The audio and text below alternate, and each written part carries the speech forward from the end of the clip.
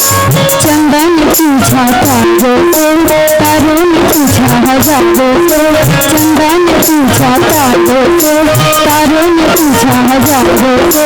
सबसे प्यारा चांद है। एक मिनट, आप लोग बताइए दुनिया में सबसे ज्यादा प्यारा आप लोग को कौन लगता है? माँ ना? और माँ के बाद दुनिया में सबसे ज्यादा प्यारा कौन है? कौन? पापा। पापा? वाह, बहुत सही। कि सबसे प्यारा कौन है? पापा, ओ मेरे पापा, पापा, ओ मेरे पापा।